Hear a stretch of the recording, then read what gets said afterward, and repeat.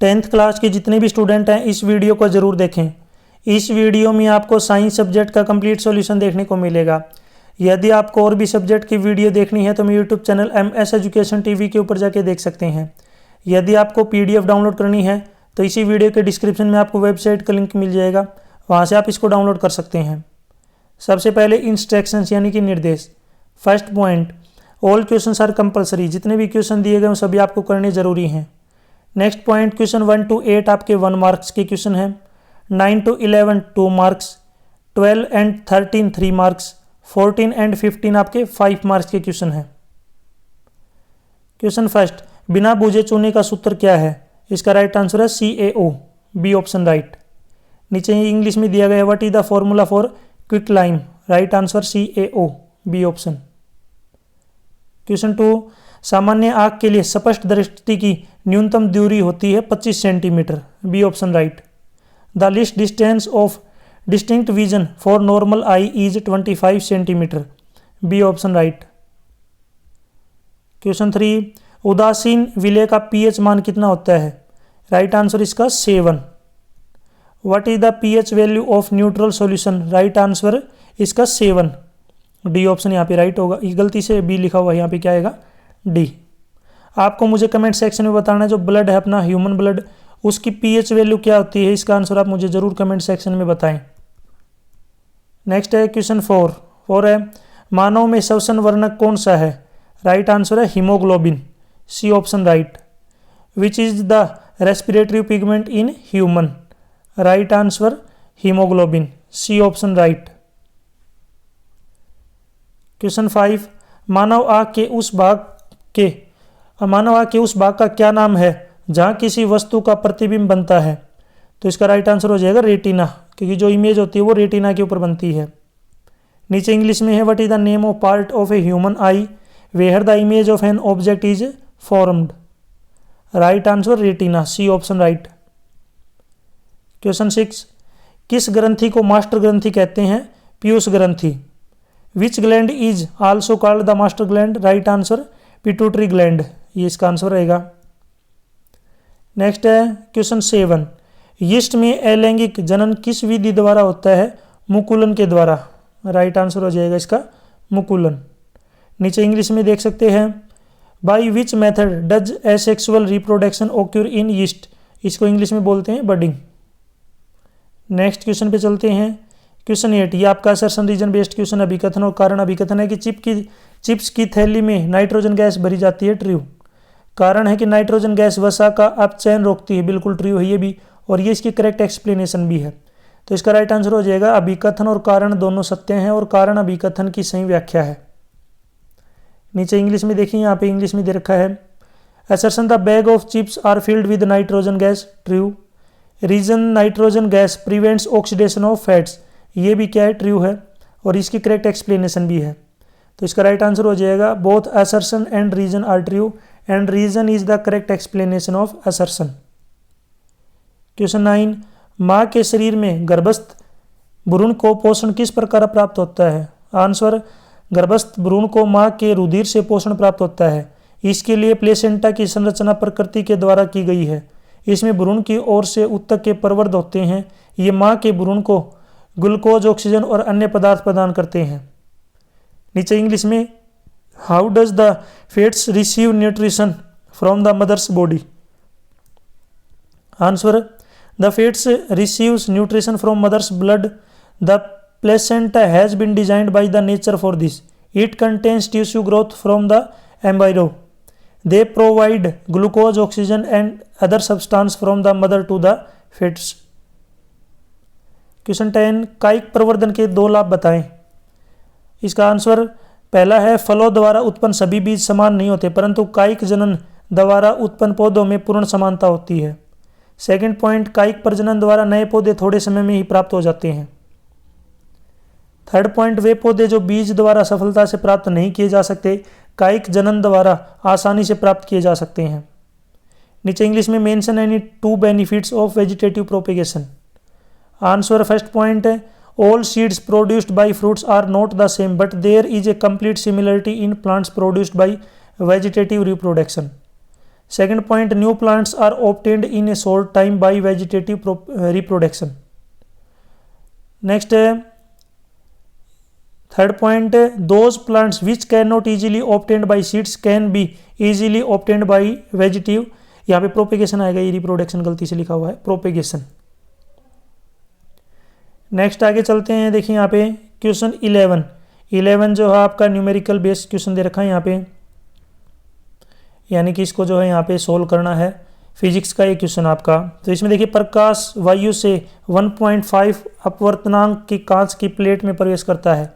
कांच में प्रकाश की चाल कितनी होगी यदि निर्वात में, निर्वात का मतलब होता है वैक्यूम, जहाँ पे हवा नहीं होती, तो उसमें चाल जो दे रखी है 3 × 10⁸ मीटर पर सेकंड, जिसको हम 3 लाख किलोमीटर पर सेकंड बोलते हैं। तो यहाँ पे कांच का जो अपवर्तनांक है जिसको n से डिनोट करते हैं, या इसको म्यू से भी डिनोट कर लेते हैं यहाँ पे। तो n है अपने पास निर्वात यानी कि c बोलते हैं इसको, कांच में प्रकाश की चाल, ये फॉर्मूला आता है v = c/n। c यानी कि निर्वात में प्रकाश की चाल और डिवाइड में कांच का अपवर्तनांक, तो 3 × 10⁸, इसको डिवाइड कर देंगे 1.5 से, जो कि आगे लिख रखा है। इसको सोल्व करेंगे तो ये आएगा 2 × 10⁸ मीटर पर सेकंड। नीचे यहाँ पे इंग्लिश में है कि light enters a glass plate of refractive index 1.5 from air, what is the speed of light in glass if the speed in vacuum is 3 × 10⁸ metre per second. Answer यहाँ पे देखिए, refractive index है 1.5, speed of light है 3 × 10⁸ metre per second, ये speed of light दे रखी है।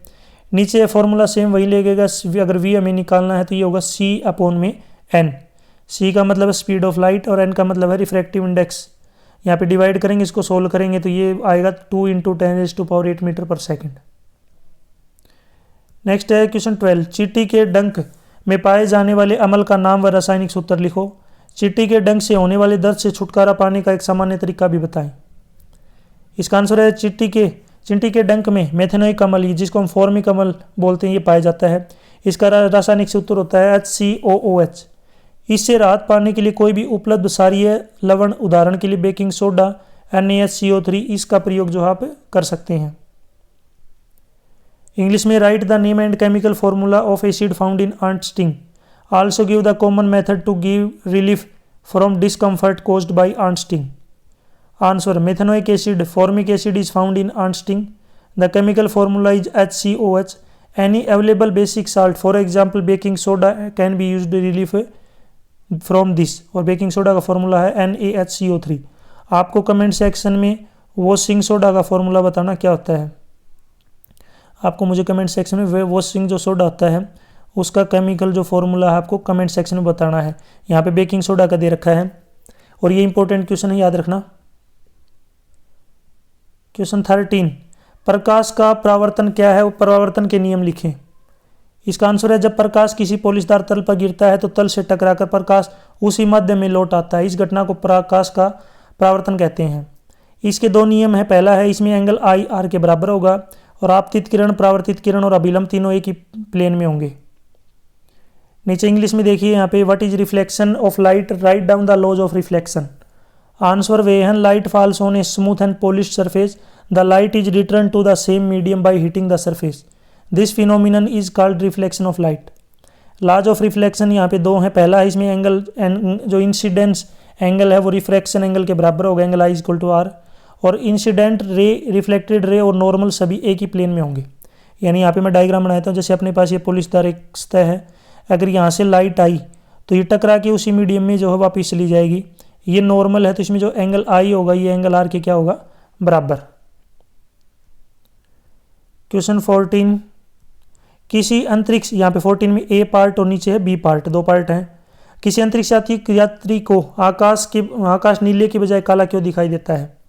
इसका answer है, अंतरिक्ष में कोई वायुमंडल नहीं है, इसलिए अंतरिक्ष में प्रकाश का कोई प्रकीर्णन नहीं होता, जिससे अंतरिक्ष यात्री को आकाश जो है नीले के बजाय काला दिखाई देता है।